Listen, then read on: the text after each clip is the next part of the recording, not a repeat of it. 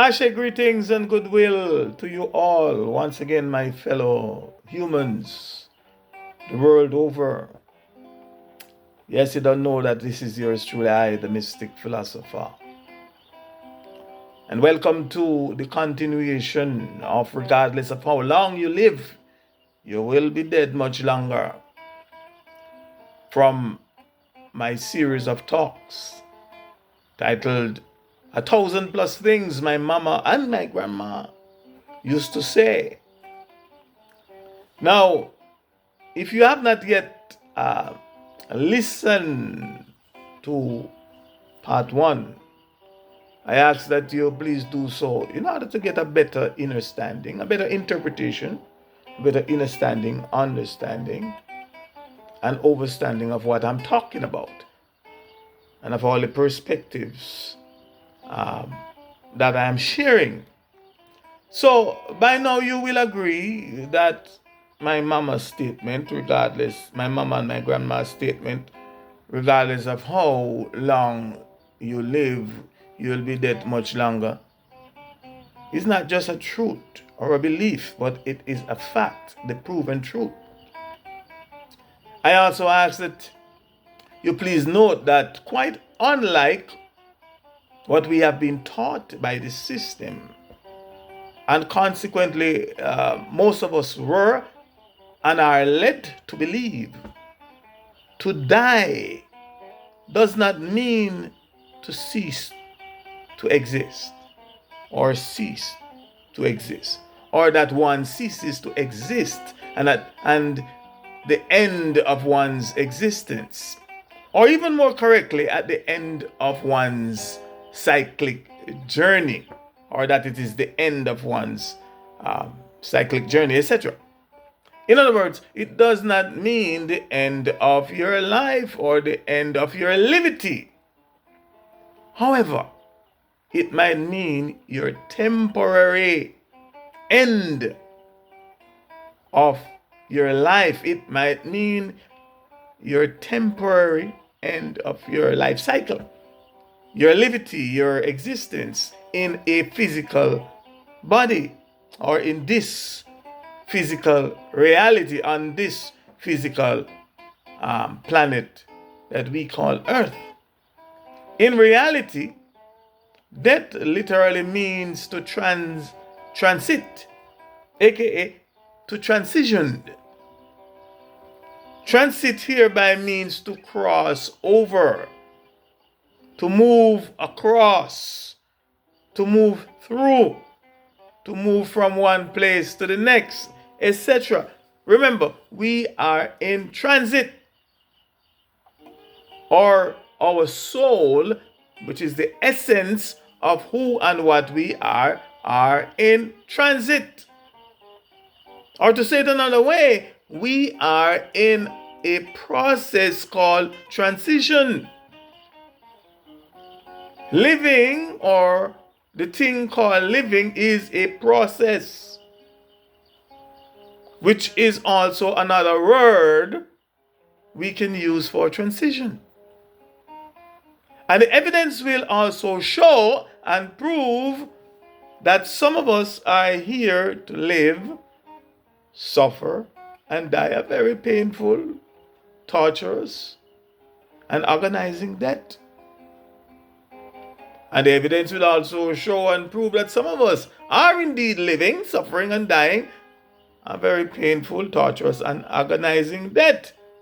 Now, the reason or reasons why, I don't really know for sure.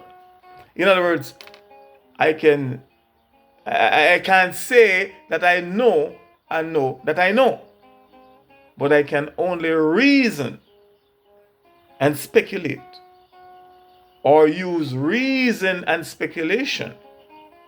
And I do reason and speculate the reasons why. But that is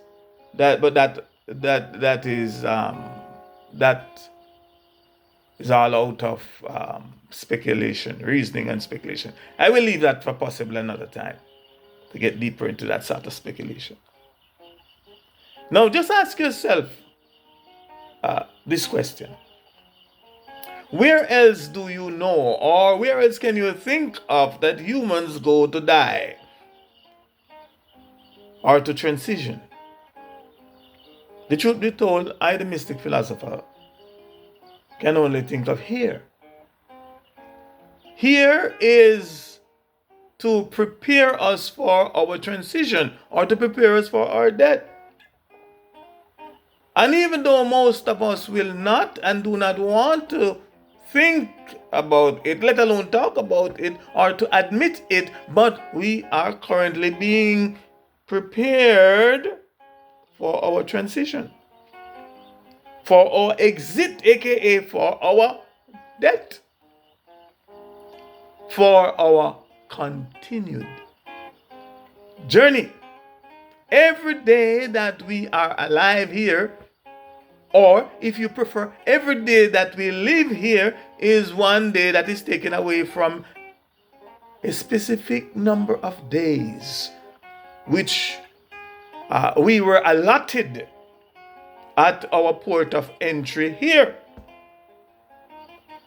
Our entry date, also known as our information date, our port of entry, or our entry date is also known as our incarnation date, the date on which we were incarnated into the body. Our inspiration, it's also known as our inspiration date, the day or night when we inspire, when we took our first breath here. And thus we are now one day closer to our expiration date, meaning the day or night when we shall take our last breath here and excarnate, meaning just as we were incarnated here, we will excarnate, aka exit the physical body. We are here living to die. Why did we come here? We came here to move on from here. We came here and we are now here to go there somewhere. Here, this place called Earth is just another stopover, space port, if you will, a transit port, a rest stop, a transition hub, if you will, in this thing we call space, or in the thing that we call space and time. And that is one of the reasons why that's one of the reasons when I hear some people talking about everlasting life here, eternal life here, living forever here, and spending eternity in paradise here on this planet called Earth, that's when I know that they are being deceived. They are either being deceived because if or when most things, if not all things, are considered and reasoned, it defies all logic and activated common sense, to say the least. Here forever, eternity here. No. In other words, it's nonsensical. For as I have mentioned before, souls that are unable to move on from here are those that are either trapped here, those that are either condemned here, imprisoned here, lost here, forced out of their physical bodies here, and thus are confused and roaming, etc., etc. And I also told you in part 1 that these are the souls that are causing all the problems on this planet. Another way of saying this, here is just another temporary stopover, a rest spot, while on this, our life's journey to our real destination, also known to our real home. And regardless of what we may came here and saw, conquered, achieved, and now claimed we own and control. The fact is that at the appointed time, at our expiration date, we will have to go from here and leave it or them all behind right here where we came and saw them in the first place. And if or when we become fools and try to go against that immutable law of our source, by looking back and trying to hold on to things here, we will receive the same fate, the same punishment as all the aforementioned lost, ruthless, reckless, restless, tormented souls that we see and know are trapped here by becoming attached to the material things, money, power, and fame, etc. Here, we too, like them, will get stuck, permanently trapped, and turn into a pillar of salt right here. So now you can figure it out that all those people that are known as the elites, those 1%ers, those globalists, those oppressors, etc., all those that are claiming to be rich, powerful, and divine, and to be divine rulers, kings, and divine rulers of our lives and our destiny, all those that are trying to own and control everyone and everything else on this planet, and are passing on their wealth and position to their offspring to keep the ball rolling and to keep, you know what I mean? Now you know that they are all fools. Now you know that they are the lost, trapped, and tormented souls that are stuck here. Don't envy them. That's why my song said, don't envy the rich and whatever. But more on that than this point later. Therefore, unlike the aforementioned fools,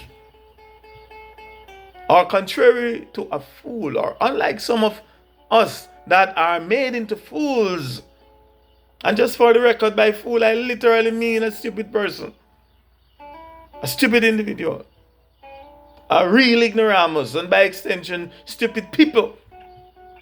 And especially one or those whose stupidity manifests in arrogance. In fact, let me spend a little more time and explain a bit more on what I really and truly mean by a fool, aka a stupid person or stupid people, along with some practical examples as well. Let me hopefully, without having to call some names, let me instead have you identify them by description and by their fruits. First example. There are some people among us, and most of us encounter daily, who in their gross ignorance, arrogance, and stupidity falsely think and believe that because they may have gone to certain of the system's high school, aka so-called elite high school, and possibly other of the system's so-called elite tertiary institutions, and no doubt may have graduated from the system's training and thus received the system's certification, diplomas, and degrees, in the area of the system's study courses, who now think, believe, and behave as if they are wise, as if they know more than everyone else, as if they are the pillars and head cornerstone of society, as if without them and their systems training and newfound system status, the world would stop turning and everyone and everything would stop living. These are some of those that I referred to in part 1 as the skin up their nose people, the scorned ground people. But regrettably, because of their manifest arrogance and stupidity, what these fools don't know, and some are still just too damn arrogant and stupid to know, let alone understand, and overstand, is that educate, and by extension, education simply means to train or to receive training. And that humans are not the only one among the animal domain that can be trained and have received training, aka education as well. And thus, we also have some very well trained animals, such as dogs, cats, lions, tigers, horses, birds, even pigs, as Mama would say, hogs, just to name a few. And so, by meaning and definition, and in all practicality, we also have some very well educated animals among us. By their fruits you shall know them. In fact, here is one dictionary, one of the system's dictionaries, meaning and definition of education. And I quote, education is the process of receiving or giving systematic instruction, especially at a school or at a university. Unquote. Another fact that some of these system trained and arrogant people don't know and may never know, let alone understand and overstand, is that having or earning a certificate, a diploma, a degree, or even a PhD from any of the system's training institutions does not mean that they now know anything and everything about anything and everything. And that all they may have been privy to is just a degree of knowledge of a particular topic or subject. For logic and activated common sense will affirm that if the whole knowledge is 360 degrees, the whole 360 degrees, then to have 1 degree literally mean that you might have just started to learn something about this subject. It's an introduction. 359 degrees are still left to learn. So don't try to show off with your 1 degree, or your 2 degree, or your 3 degrees, or your how many. Therefore, for one to boast and skin up their nose that they have a degree in psychology does not mean that they know much about psychology.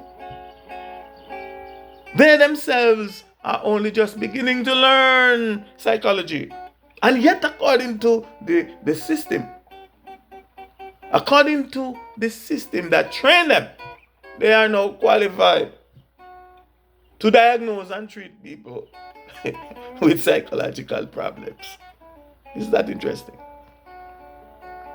And what they don't know is that their systems education, aka their systems training, means that they are trained by the system to memorize and to regurgitate the information that they have been inculcated with by the system, and to behave and perform in the manner in which they were trained to behave and to perform, just like anything and everything else that has been trained, especially by the system.